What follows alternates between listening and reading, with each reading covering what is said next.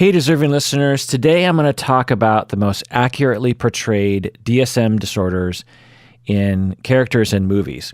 This was actually suggested as a top 11 list by Patron Malika during our 11th anniversary show earlier this year.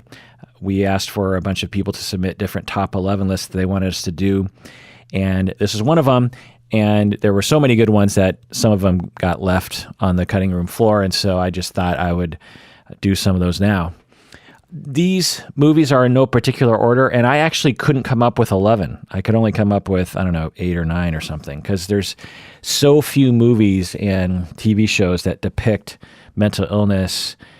So there's two things I'm looking for. One, do they portray it accurately?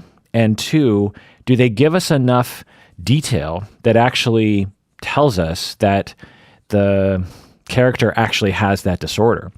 Because like in Iron Man 3, for example, we have Tony Stark who exhibits some PTSD symptoms, but the movie, probably for a good reason, doesn't really go into detail about his symptoms because that's, it's trying to, Iron Man 3 is a superhero movie. It's supposed to be PG-13 and light and fun, but, with a twist of psychological issues that the character has.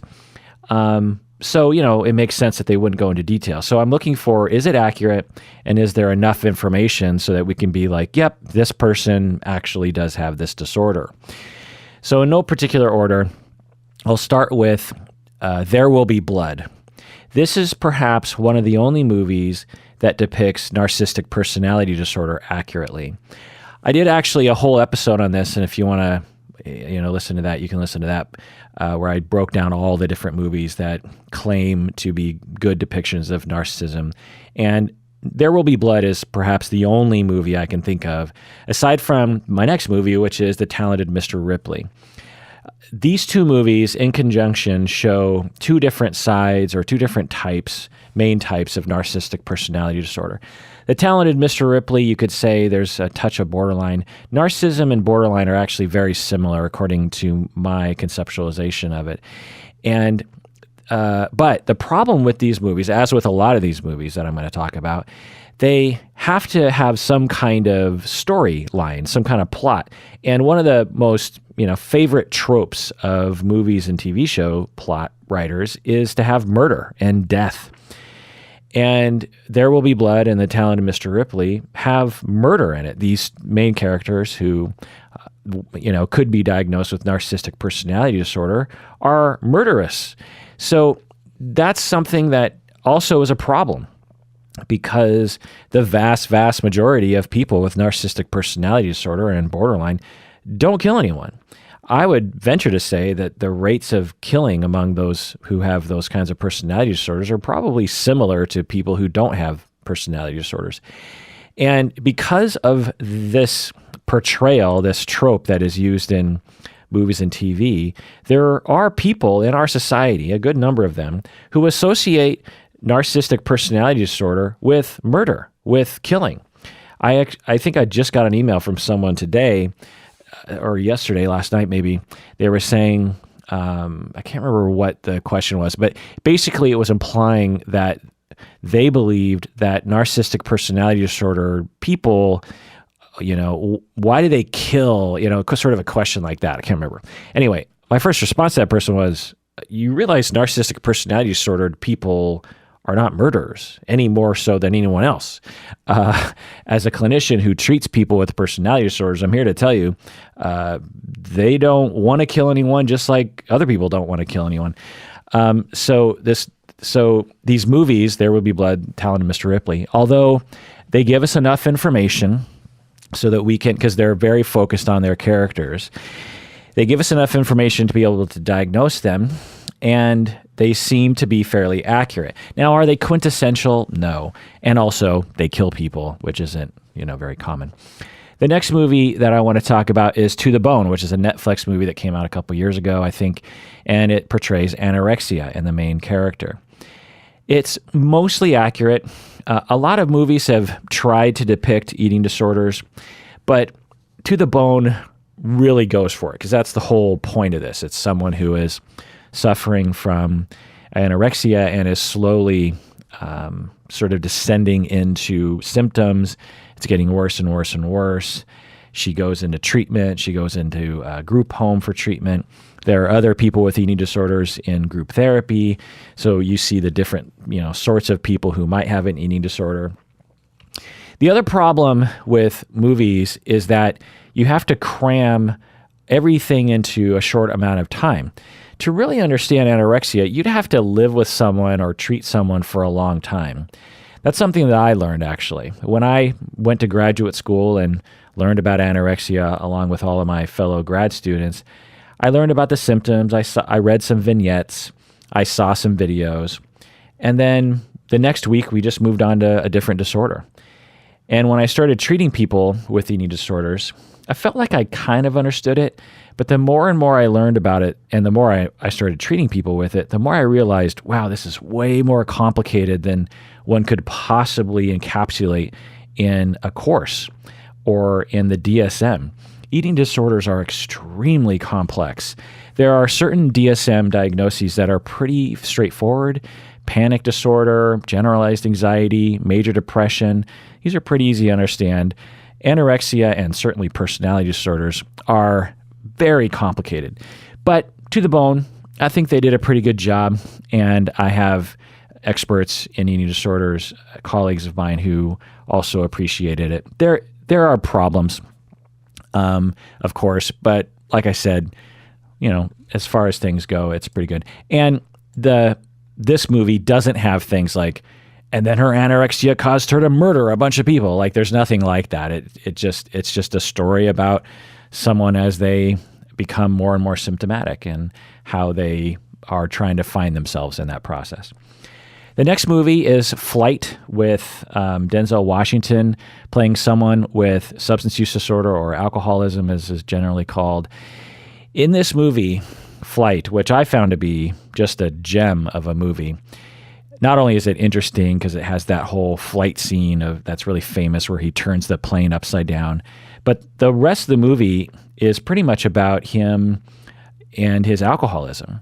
And you really get a sense in this movie how powerless people are over their addictions. There's this point in the movie where you think like, okay, he finally realized he's hit bottom so many different times. He's trying to be clean and sober. He realizes, his trial is the next day. He realizes he needs to be sober, and he's doing all these different things to make sure he doesn't drink. And then he, you're just seeing this. It's all nonverbal. It's this scene that's shot in a hotel room. And just when you think, okay, he overcame the temptation, boom, he gives into it. And boom, he's drunk all night long. And boom, he ends up going to the trial intoxicated. And then boom, he starts talking about it. He's in the hearing and he's like, and by the way, I'm drunk right now. And it's this powerful, just, cringing. I mean, that's what it's like to live with an addiction. It's so hard to control. And this notion that, if you just have willpower, you'll be able to overcome it. And it also portrays alcoholism in this really accurate way in that his life isn't completely going down the tubes. Most people who suffer, the vast majority of people who suffer from addictions, their lives are pretty much functional. I treated heroin addicts for a while and found that there were some whose lives were a little bit on the rocks.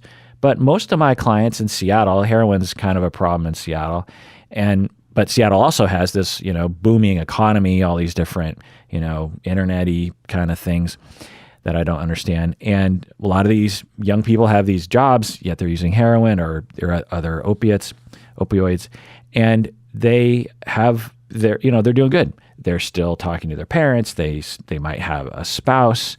They might have kids. Everything's functioning, and yet they're powerless over their addictions. And it's just, heartbreaking to see people, continue to use in the face of just consequence after consequence after consequence. Now, I'm not saying that people who use heroin in the long term are always functional. That's not what I'm saying. But what I'm saying is that this movie Flight shows that tension between, holding on to one's sort of regular life and then also just struggling in isolation and in shame and behind closed doors with something that's just really awful. The next movie is Shine. This came out a while ago, and I saw it when it came out in the theater. I think I might have seen it with my dad, actually, when I was in my 20s, I think. It's a movie presumably about schizoaffective disorder. I don't remember it that well, but from my memory, it was a good depiction of what that disorder is like. I don't know if it gives enough information to really show what the disorder is like, but I remember certain scenes that pop out in my head when he first starts to break from reality, and how it might feel to be in someone's shoes like that. The next two movies are about schizophrenia: A Beautiful Mind and The Soloist. A Beautiful Mind. So again, The Soloist and The Beautiful Mind. These are movies that are trying to tell a story about a person. They're not trying to tell a story about schizophrenia. They're not trying to educate the audience about schizophrenia. And so a lot of details are left out, and they don't fully explain. It's not like you can watch A Beautiful Mind and go, oh, I understand what schizophrenia is now, because it's a lot more complicated than that. There's a lot of different presentations, blah, blah, blah. But from my memory, both these movies, particularly A Beautiful Mind from my memory, they're not bad depictions of what schizophrenia actually is like. They take shortcuts like, in order to tell a story of hallucinations, you kind of have, it would be impossible to depict what hallucinations actually feel like. In movies, they tend to just, like in Beautiful Mind, Russell Crowe's character, John Nash, I think is the real guy's name. He hallucinates this guy. He just hallucinates a friend, like his friends. He's having conversations with his friend. And although that's in the direction of what schizophrenic people will describe, it's not exactly accurate. So, it's a movie you're trying to make an entertainment sort of thing. But Beautiful Mind and The Soloist, I remember being like, okay, they gave us enough information and I could see something like this happening. The next movie is The Aviator with Leonardo DiCaprio, depicting obsessive compulsive disorder. This movie really shows you how horrible the disorder is. Maybe it's because it's about a real person that they, kept it honest or something, but you really get the sense of how compulsive the disorder is, and how you slowly descend into isolation and a lot of odd ideas. Now, they didn't give us a lot of background into what was going through Howard Hughes's mind at the time. They just showed us the style of the movie was they showed us OCD, what it looked like kind of from the outside. So you wouldn't walk away from The Aviator saying, like, I understand what OCD is, but in terms of a lot of the depictions of OCD, The Aviator is one of the better ones. A lot of movies will show OCD, TV shows as well, like Monk, and there are a lot of corners that they cut and inaccuracies that they sprinkle in because they're trying to make something entertaining, like As Good as It Gets with Jack Nicholson. Presumably people talk about this as like, oh, it's a great movie about OCD. There are problems with that movie. If you actually have OCD, or you actually treat OCD as I do at times, and you watch As Good as It Gets, you're just like, wait, what? Like, one of the things about As Good as It Gets is, I think that's the name of the movie, with Jack Nicholson and Helen Hunt. I'm trying to do this off the top of my head. But anyway, Jack Nicholson presumably has OCD, and they start off the movie kind of showing it, but they also equate OCD with just being kind of like a grumpy old man, which is not the same thing. Now, you could argue it's just like, well, we were trying to portray a grumpy old man who has OCD. It's like, okay, fine. But in the end, what ends up, quote unquote, he's going to therapy, he's getting medication, nothing's really helping. And in the end, what helps him is he falls in love with this very young woman, by the way, who, we'll overlook that for a second. But anyway, he falls in love and he allows her into his life. And that's what cures him of his OCD, is essentially what the movie is about, which is fucking ridiculous. The next movie is Still Alice with, God, what's her name? Anyway, it portrays Alzheimer's, dementia, and memory loss. This movie, that's the whole point of this movie, is showing how this middle-aged woman has early onset Alzheimer's and how she slowly starts to forget things. She slowly becomes less functional in life. The grief she experiences in that process, the way her family reacts to it, the way you would sort of emotionally deal with it at the beginning of the discovery for yourself. It's like, whoa, really? I have early onset Alzheimer's, and in 5 years, I'm not gonna know who my own children are, and in 7 years I'll be dead. Like, oh my God, it's something that is very familiar to a lot of people, particularly people who are with their elderly parents or grandparents or a relative of some, or a loved one. And the rest of the world completely ignores this. It's something that is very much a part of our, human experience, particularly today as we have technologies that allow people to live a lot longer than they used to. And yet hardly any movies about it. Still Alice is just a wonderful depiction of that. Are there problems? Yes, but I think overall it's a good movie. So yeah, as I said, I couldn't come up with any other movies that, now I'm sure they're out there, but I looked online, different lists that people made, and there's a lot of lists of movies, and I've seen a lot of movies. I haven't obviously seen them all, but I can tell you that as a therapist, I've been, in the field for almost 25 years, or 25 years. And whenever I see anything mental health related, counseling related in movies, I always take note of it. I'm always evaluating it as a professional. And I would remember if I saw a movie that actually was an accurate depiction. There are movies that are listed on the internet that are often cited as these excellent examples of disorders in the DSM, but in my opinion, they're not. Like Girl Interrupted, this is supposed to be a wonderful depiction of borderline personality disorder. It's been a while since I've seen the movie, but I remember thinking, no, this is not borderline. This is someone who is suffering quite a bit and feels quite isolated, but it doesn't look like borderline at all to me. So yeah, Girl Interrupted, from my memory, wasn't accurate. The Sopranos TV show tries to portray a number of things. One of Tony's mistresses apparently has borderline. She was the one who was the Mercedes dealership saleswoman. It's not a terrible depiction of borderline, but it's very brief. There's not a lot of detail, and it's a little sensational. So I wouldn't point people to that as a good example of borderline. I actually can't think of any movie that portrays borderline well, honestly. Silver Linings Playbook, Jennifer Lawrence is supposed to have borderline in that. Bradley Cooper is supposed to have bipolar in that. And although there's a scene with Bradley Cooper in the beginning of the movie where it looks like a manic episode, and it's you're like, oh, is that what mania looks like? And you're like, yeah, it can look like that. Again, Silver Linings Playbook is trying to be an entertaining movie. It's not trying to educate people about borderline and bipolar. And they don't really show us the full breadth of the symptoms, which again makes sense because it's not an educational movie, it's an entertainment movie. And the problem with this movie is, so someone with borderline falls in someone with bipolar, and Bradley Cooper and J-Law, and by the end of the movie, they're in this dance scene together. I enjoyed the movie for sure, but at the end of the movie, I was like, wait a second. So we're just supposed to believe that these two people just ride off in the sunset happily ever after?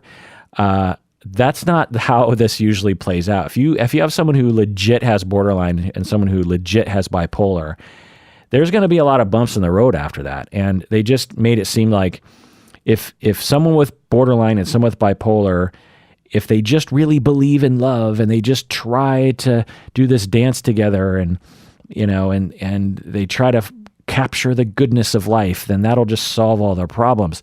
Again, they're not explicitly saying that, but it just, as a clinician watching it, I just thought, well, that's not accurate. Like, if that's all, I mean, believe me, as someone who treats people, I specialize in borderline. If it was just that simple, like, hey, go find a dance partner, fall in love, and really try to capture life and do look on the bright side and if that's all it took, like, come on. There's a lot of movies online where they talk about, like, oh, if you really want to see what mental illness is like, you got to watch Psycho or American Psycho or Silence of the Lambs or Fatal Attraction. And although one could argue that these movies depict psychopathy or antisocial or sadism or something, it's like, okay, fine. But if we're going to look to those movies as like examples of how to teach the public or clinicians about mental illnesses, then my God, we're just furthering that connection, that false association between mental illness and murdering people. So, and it's actually kind of a trope of screenwriters is to make your villain have a mental illness, which isn't helping.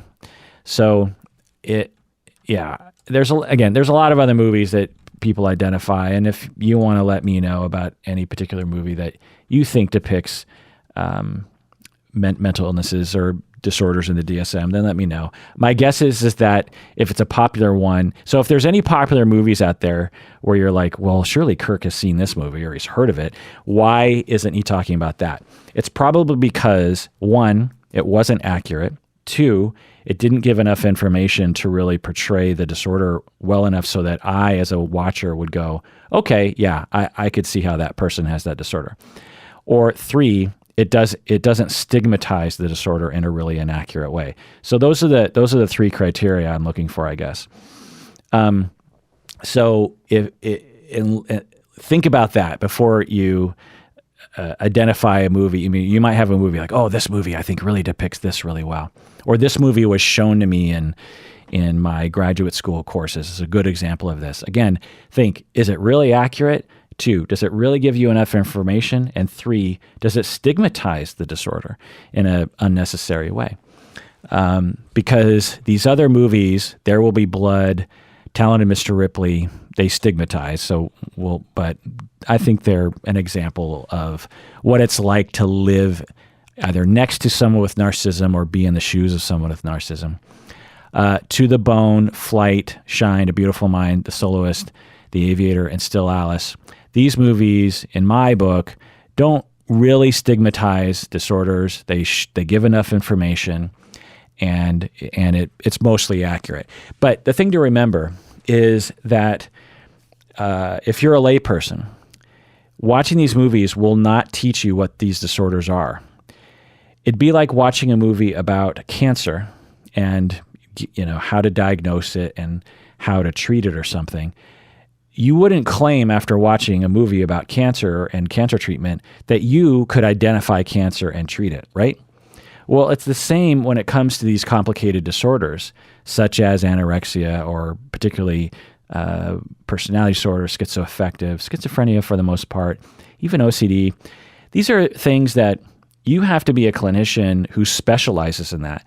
For example, for me, I have very rarely treated someone with psychosis. I don't think I've ever had someone with schizoaffective. I've had a few people with schizophrenia, and I had very brief experiences with them. I've never worked in an inpatient psychiatric ward. I've never, worked with quote unquote seriously mentally ill people. And so for me, even though I've been working in the field for 25 years and I have a doctorate and 2 masters and I teach people about psychopathology and I supervise people and technically I can diagnose someone with schizophrenia. If I came across someone whom I thought had schizophrenia, I would consult with an expert who knew about schizophrenia because I recognize in myself I don't know that much about it. I specialize in personality disorders and I, for a time, specialized in eating disorders. I don't anymore because I found that treating eating disorders required it depends, but in my opinion, to be a really effective eating disorder clinician, you have to kind of be on call, maybe not 24/7, but you have to treat clients, but you have to have safety plans between sessions. And although I did that for a while, once I became a professor full-time, I just didn't have the time for that, and I felt like I was being irresponsible, so I stopped specializing in eating disorders. But anyway, there are many clinicians out there who don't specialize in personality disorders, who don't specialize in eating disorders, and they also do not understand those disorders. So even other clinicians don't really understand some sections, if not many sections in the DSM, and that's fine, that's normal. So for lay people to think that they would just understand something. Now, if you have the disorder or you had a brother or a spouse with the disorder, then you probably have a good bead on that particular disorder, or at least that particular presentation of that disorder. So I just want to point that out. I'm not trying to beat people up, but I'm just trying to make sure that people understand the landscape. Because the internet seems to think that if you watch a couple of YouTube videos and maybe you read, the Mayo Clinic website, suddenly you understand a certain disorder. And the fact is you probably don't. One of the things that I often hear from students, and I actually went through this kind of myself, it's sort of a cliche, is that graduate students in mental health, when they take psychopathology, suddenly they start diagnosing themselves with everything in the DSM. It's a joke. It's sort of an inside joke that graduate students will make and teachers will make about graduate students sometimes. And part of the reason why that is because a little bit of information is dangerous, because you learn a little bit and you're like, whoa, you feel like you understand it, and you start applying it all over the place when in fact you actually don't understand it well. Just to give you a clue, just to give you an idea, and I've talked about this before, most people who graduate with a doctorate in clinical psychology or a master's in some, clinical mental health discipline, marriage and family therapy, counseling, social work, they will have taken maybe 2 classes on psychopathology, maybe more, but probably not. And now psychologists tend to take more in assessment and whatnot, so they get a little bit better education on psychopathology depending on who they're supervised and who they're taught. But in general, a lot of people have only taken 1 to 3 classes on average. And when you try to cram, and so just to give you an idea how the students in my program are taught, it's a master's program there. They have 2 courses. We're on quarter system. So they get 6 months of education on psychopathology. For the first 3 months, every week, they're taught about a different chapter in the DSM, essentially. So one week, they learn about all the anxiety disorders.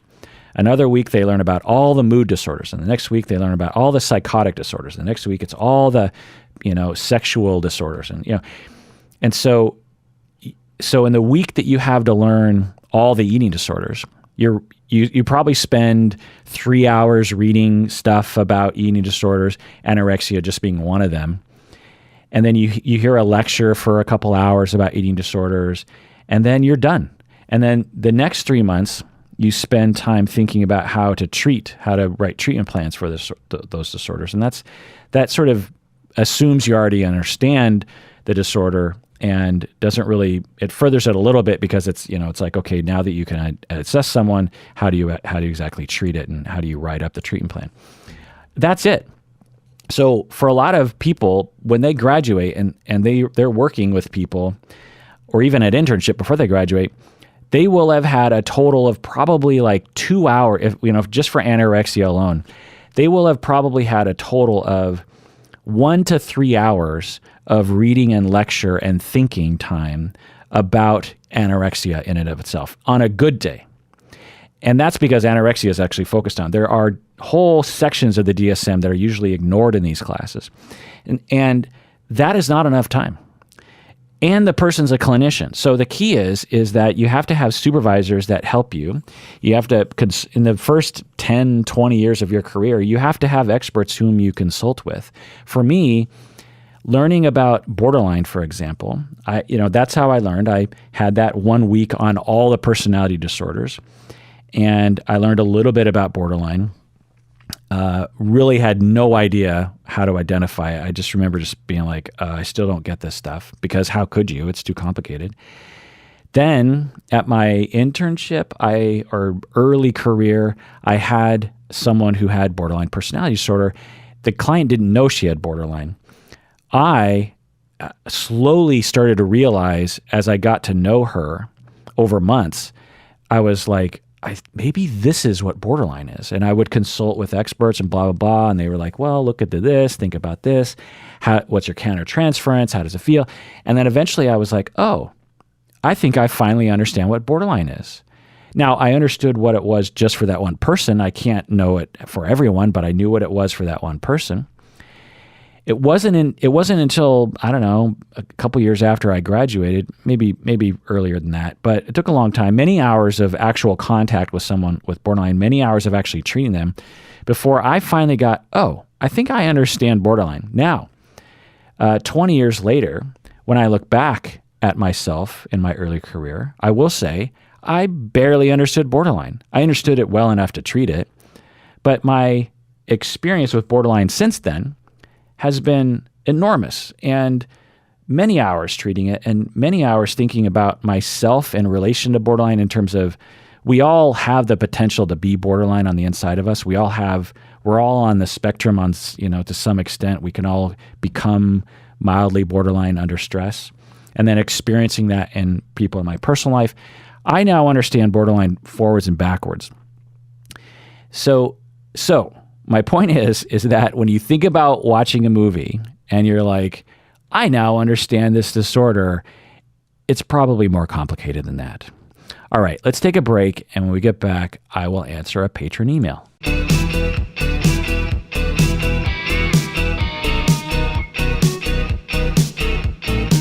All right, we're back from the break. If you haven't become a patron, do so now. Go to patreon.com. All of our best episodes are only available for patrons.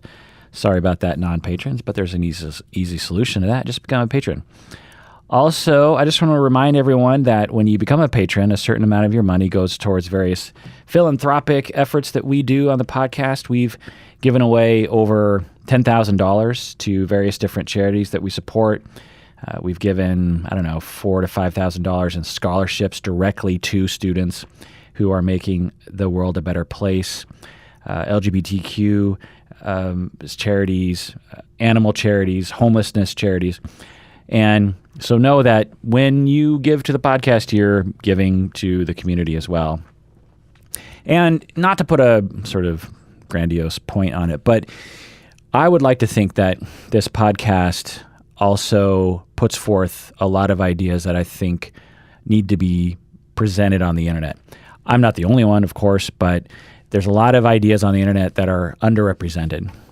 Just one, hearkening back to what I was talking about earlier, of borderline, the idea, or narcissism, or any personality disorder for that matter, it is normal for people on the internet to believe that people with borderline are raving lunatics and people with narcissism are murderous psychopaths.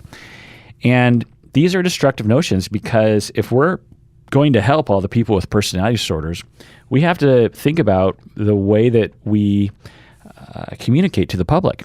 And if people are walking around thinking these false notions, then it's going to be hard for them to get help for it, Like along those lines, sometimes people ask me, so if you have a client with borderline, do you tell them that they have borderline? And what I say is, well, maybe. But what I tell them is, do not Google it because everything on the internet is false. So let me tell you what borderline really is. When you're relationally traumatized, you're traumatized. And when that trauma is triggered, you're going to have tremendous anxiety. And that is going to result in you being the most scared person on the planet. And when anyone gets really scared, then they get desperate. And they're going to do a lot of different things to try to alleviate that fear. They might isolate. They might want to kill themselves. They might drink a lot. They might have, they might reach out sexually to other people to hold on to other people and their attachments. They might get angry. They might even stalk their, they might be dating someone. Someone dumps them and they're very, very hurt. All that trauma is triggered and they might stalk their former partner. And that's not because they're evil. It's because they're desperate. They're terrified and they don't have anywhere to land. And so that's how I describe it in more lengthier terms than that, obviously, to clients. But that's not the way it's described on the internet. The way it's described on the internet is they're manipulative, they're into themselves, they have no empathy, and it's just like, my God, like, and some clinicians are even saying shit like that. It's like, you obviously have no idea what you're talking about. It'd sort of be like, to me, while I'm on this soapbox, it'd be like saying, to describe someone with depression, with major depressive disorder, it'd be like describing them as they're manipulative, they're lazy, they just want everything brought to them on a silver platter. And it's like, well, maybe that's how it feels like to you because you lived with someone with depression, but certainly they're not doing it on purpose. And certainly there's a reason why they look lazy to you. It's because of, this and this and that. But for some reason, when it comes to personality disorders, because it's just so misunderstood. And I also think some disorders somehow tap into some common things that we like to beat other people up about. Anyway. Also, join us on Facebook and Instagram, mainly Facebook. We have 2 pages on Facebook mainly. We got our main page, and we also have the fan group. On the fan group, you can post anything you want. On our Facebook page, that's where I do most of my announcements. And so if you want to learn about what we're doing on the podcast, like sometimes we do special things and blah, blah, blah. Anyway, go to Facebook. If you want to talk to me, only contact me through us on the website. So go to psychologyinseattle.com, go to the Contact Us page, contact me through there. Also, if you don't know, we are on YouTube Live, often me and Umberto, or just me, Thursdays, 2 p.m. Seattle time. So join us on YouTube where we just, we got the webcams set up and the microphones, and we chat with you. And as listeners, or watchers, you ask questions of us. I don't know the talk. I don't know how these things work, but anyway. If you want, we've made almost 1,000 episodes, and we're going to do our 1,000th episode celebration, I think, in December of 2019. And on your phone, if you listen to the podcast on your phone, you probably only have access to the last 100 to 300 episodes. We've made a lot of great episodes prior to 300 episodes ago. So if you want to access those, go to our archive on the website. The website is the only place that has all the archive at this point. In the future, we want to change that, but the technology doesn't really exist yet. The other thing that I'll say is that I'm starting to do, if you haven't noticed, reruns on Sundays. So I'm kind of picking good episodes from the past anyway and sort of recycling them into the feed. Okay. So that's all that. Let's read your email. Anonymous Patron Marie writes, I am a psychology undergrad student. I am loving my courses in psychology, and my degree requires me to do certain compulsory units, so I chose to take a course on the history and philosophy of science. As a student, I've always been self-conscious about whether I'm smart or not, and I'm still working on feeling like an imposter at my university. I have a tendency when learning to think that things are more complicated than they actually are, and then completely misunderstanding the tasks, especially when I have a teacher that makes me feel uneasy and anxious. I see, there's this class that has a tutor that seems to be really nice. I think tutor is like a teaching assistant or something. However, every time I put my hand up to contribute something, she tells me that I am wrong. This made me feel weird because the teachers I've had in other classes are more subtle and encouraging when we miss the mark on something. She also kept going on about how to write our papers, which is helpful, but she also kept saying things like, I've read so many bad papers, blah, blah, blah. And I feel like she focuses on how people are getting things wrong so much more than telling us what a good example is. I felt like there was something off about her. And so I Googled her and I found her Twitter account. And I found that she was tweeting about how she couldn't believe we got a simple concept wrong, and we didn't even bother to Google the concept. I actually did that exercise that she was referring to, and she gave me a 0 on it, and I did try hard on it. I felt quite bad reading that tweet of hers. What was the reaction she was expecting from people on Twitter? Did she think people would agree with her that we were all stupid people? It's her job to guide us so we don't make mistakes like that, right? Later, my friend asked her if she knew who Jordan Peterson was because he really likes him. By the way, I'm not a particular fan of Jordan Peterson, but she said that she didn't like him and she gave some reasons. Then later, after class, she tweeted about how he asked her about Jordan Peterson and how she couldn't hide her negative opinion of him. It just seems off. It seems like it wasn't coming from a good place. I just thought, is it necessary to tweet things like that? To tweet about what goes on in your class like that? I know, Kirk, you talk about stuff that goes on in your class on the podcast, but I can tell it comes from a place of compassion. The thing I like about you the most is that you're never afraid to admit your faults, and I think that's a great quality in a leader. End of email. Well, thank you, Patron Marie. That's nice of you to say. I think teachers should be that way. I don't think there's anything special about me.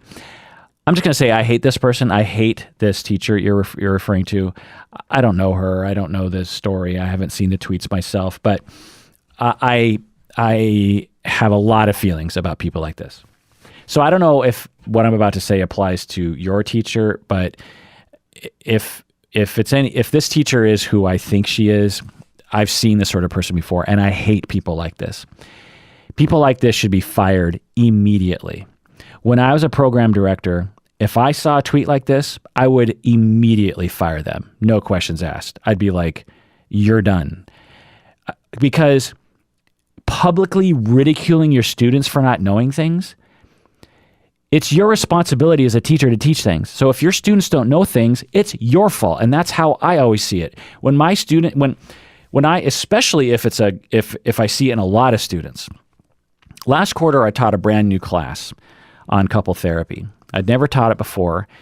And so I was still working out some of the kinks. And I got all the, it's all papers. It's no tests. So at my university. So halfway through the quarter, everyone wrote a paper. I get, 15 papers, and I'm reading them. And I start seeing these consistent mistakes that, I don't know, about half the students were making, maybe a third. My conclusion, now in the moment, I'm like, it's frustrating as a teacher. I get that frustration where you're just like, these students, they didn't learn this thing that I wanted them to learn.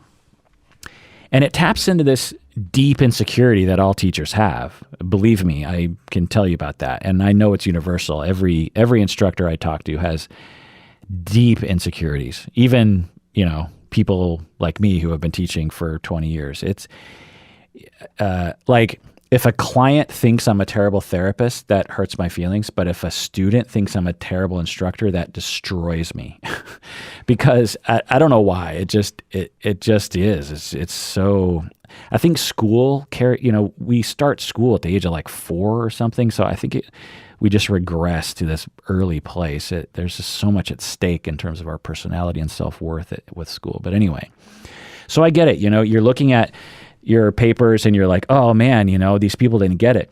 But I immediately say, okay, well, there's a Y in the road. I can blame the students and be like, what a bunch of dumb shits.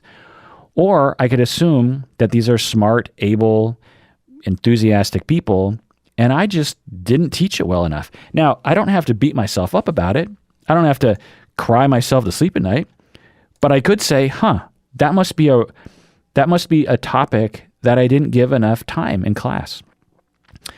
So I'm going to make that a point. The next time we meet, I'm going to make sure that I lecture about this for another half an hour and really make sure that those who didn't get it the first time I talked about it, they're given an opportunity to get it the second time. And that usually works. People are trying to do well. Students, they're trying. And so if there's, especially as, the example that this Patron Marie talks about, where many of the students are getting it wrong, then the only answer is it's the teacher's fault. Again, you don't have to cry yourself to sleep, but you do have to say, the way I taught this obviously was not effective. So that's just important. Now, if you're teaching a bunch of 13-year-olds who hate being in school, then it's not so much on your head. But in my position, where I'm teaching graduate students who are adults, average age is, 35, and they're all paying thousands of dollars just to take my class. I think to take just my class is something like $2,000 or $3,000. I don't know. And they're trying. Now, undergraduate students are also probably trying pretty hard. You might have some who aren't trying very hard. That's fine too. But I also blame instructors for that too. Good instructors can motivate even unmotivated people to learn. You put, like in an undergraduate class, you get half the students are enthusiastic and the other half aren't. A good instructor can motivate many of those unmotivated students. It's a matter of making the material compelling. It's a matter of having enthusiasm. It's a matter of having compassion. It's a matter of being creative. It's a matter of constantly innovating your teaching style. I've been teaching this one class called Family of Origin for 20 plus years. The first time I taught it was in 97. So it's 22 years. Every time I teach this class, I'm changing it. I've been teaching, I don't know how many times I've taught the class. I've taught it, dozens of times. And I'm still changing it. And years ago, I said to myself, why am I continuing to change this class when students love the class as it is? The first or probably the third time I taught the class, students were like, this is the best class I ever took, or, whatever nice things people say to their instructors on their, anonymous evaluations. And I was like, okay, I've nailed it. I've figured out the curriculum. I figured out my approach. Don't change it or else you might mess it up. Well, I'm constantly changing it because it's important to innovate. And once you kind of get in this rut, I think things go downhill. And so I'm making work for myself because I just think it's important to stay fresh. I also kind of get bored with doing the same thing over and over and over again.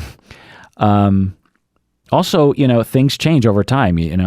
Different ideas come into our field. You got to incorporate that. Anyway, my point is that I hate this person that you're talking about. I hate people like this. I think they should be fired. If I saw a tweet like this and I was program director, I would fire someone like that. Ridiculing your students. I hate it when people do this in private conversations. So there's two situations that I run into professionally where this happens. One is among fellow professors. There'll be some people who will have this kind of attitude toward their students. I luckily don't work with a lot of instructors like this, but I have in the past. The other venue is I'll be in a room full of therapists and they'll start talking about their clients in a very negative way. And even in those situations where the clients and the students can't hear what's happening, it bothers me there too. But to tweet about it, my God, what's wrong with it? Does she not think that some of her students aren't going to come across that? It's just deplorable. Now, again, I get where it comes from. Like I said, we're all deeply insecure. She sounds particularly insecure, so she bullies others to make herself feel better. I get it. And I feel bad for her, and I hope she gets the help that she needs, but I would still fire her. And there's probably a university policy about this. And I would look into that, Patron Marie. I would look into, is this instructor breaking some sort of policy? Because you might want to report her. This is an absolutely reportable offense, and I guarantee you her boss would like to know about this bullshit. It's also possible that it's a FERPA violation. So if you don't know about FERPA, essentially students have confidentiality in the same way that clients do. And for a instructor to tweet about particular conversations they're having in their classrooms, it's probably not strictly a FERPA violation because it doesn't identify any particular student, but I don't know. I'm just guessing that the university has some sort of policy about that. And like I said, I've always been against this sort of attitude. I see it among therapists sometimes, talking shit about their clients behind their backs. Again, I get it. Being a teacher is stressful. Being a therapist is stressful. Some clients even attack us. Some students attack us. It's rare, but it happens. But to me, if you can't take it to the point where you're tweeting about it, then you need to get out of the profession. You need to be removed or you need to quit. Go do some job where it doesn't matter. Go work at Microsoft, and maybe you have a bunch of customers, vendors, or coworkers that you hate. Feel free to tweet about that. That's fine. Therapists have a moral obligation to find compassion and understanding, and so do professors. Professors and therapists, particularly in certain fields, you have a moral obligation to find compassion and understanding, and to not have that to the point where you're actually on purpose tweeting to the entire world that you believe your students or your clients are stupid or something, indicates that you do not have that value of returning to compassion and understanding. I tell my students this, and I've talked about this in the podcast before, but I guess I should talk about it in this context, is I tell students, look, before you decided to become a therapist, you could be a regular human. You decided to become a therapist. You can now not be a normal human. If you want to be a normal human, then get out of the profession now. And what I mean by that is you need to have compassion for everyone. Doesn't mean you need to like everyone or hang out with everyone or forgive everyone, but you have to have compassion and understanding for literally every human being on the planet. Now, sometimes people say, like, what, I'm supposed to have compassion for Hitler or Pol Pot or something. And it's like, okay, fine. If you happen to run across a Pol Pot or a Hitler, then, feel free to disregard this statement. But certainly when you have students who are making mistakes, you need to have understanding and compassion for those people. Certainly when you have a client who is a Republican and voted for Trump and you hate Trump, you need to have compassion and understanding for that person in the same way you'd have compassion for anyone else. Before you were a therapist, you could hate your political rivals. Before you were a professor in psychology in particular, you could refuse to understand other people and refuse to have compassion for your fellow human being. Now that you're a therapist, now that you're a professor, those days are over. You chose this field. You chose to be a helper of humans. You chose to be in a field where you are in contact with human beings that depend on you to have compassion and understanding. There are other professions, most professions do not require you to have compassion and understanding for all human beings. So go do that. No problem. Physicians, teachers, religious ministers, social workers, I would even argue politicians, all of which you could have done anything. If you're that privileged that you can become a teacher, a doctor, a minister, a social worker, a politician, a therapist, professor, you're a privileged individual to begin with. With that privilege, you could have done a lot of things. And if you're going to point that privilege at one of the helping professions, then you can't be a regular human anymore. You have to be a compassionate, understanding person. Now, you're going to lose your compassion sometimes. You're going to lose your understanding sometimes. We all do. But you got to return to it. You certainly have to return to it before you start fucking tweeting. Again, I get it. I have countertransference too. I get angry and frustrated too with students and clients. But after I vent a little bit or think about it for 3 seconds, I return to compassion and love. Because otherwise, I'm going to harm society or I'm going to burn out of this profession, which isn't good for me or them. Plus, I just want to say, and I've talked about this before, compassion and love and understanding, that position is much more of a peaceful place to live. It's honest, it's real, it's authentic, it's, I don't know other words to say, grassroots, like I'm in contact with realness. When I see Donald Trump's narcissism, which is motivated by his deep sadness that he never shows, but I can see it, I feel like I'm connecting with Donald Trump on a fundamental human level instead of this other level. And again, if I wasn't a therapist, I could hate Donald Trump. I don't like his politics. I don't like the way he presents himself. I know some of you voted for Donald Trump and, it's fine. You probably hate, many Democratic people, politicians. I don't know. It's just the bias of the political landscape we're in, or objective truth, depending on how you look at it. But anyway, when I see him, I see someone who is hurting. Let's just do Bill Clinton. He's far enough in the past. Bill Clinton has problems, and in the Me Too movement, he would have been shredded. I would assume, and he was very problematic and did very horrible things. But I can see the damage that he must have incurred growing up. And I can see his pain, and I can see it's like he's a lost little boy to me. Now, I separate that from how I vote. I'm not going to vote for people just because I have compassion for the human being. I'm going to vote based on how I feel like they're going to legislate. So they're two different things. Just because I can have compassion for a politician doesn't mean I'm going to vote for them.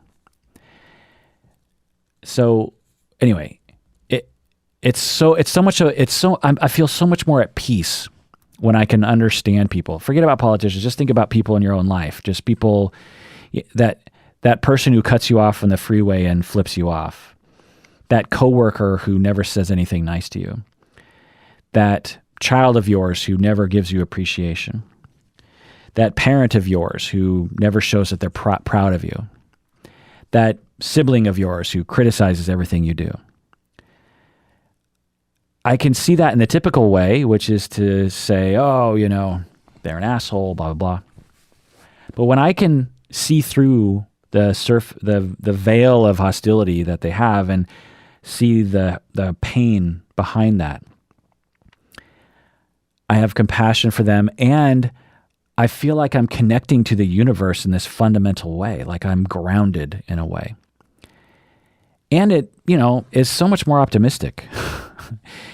When I see the love that everyone is giving each other all the time today, which is what I see, I feel good about the future. I feel good about today. I just feel a lot better. I have compassion for this instructor who tweeted, denigrating things about you and your classmates. I understand her. I think I understand people like her, I think, in general. But I'd still fire her. All right, well, that does it for that episode of Psychology in Seattle. Thanks for joining me out there. Please take care of yourself because you deserve it. You really, really, really do. And take care of other people, please.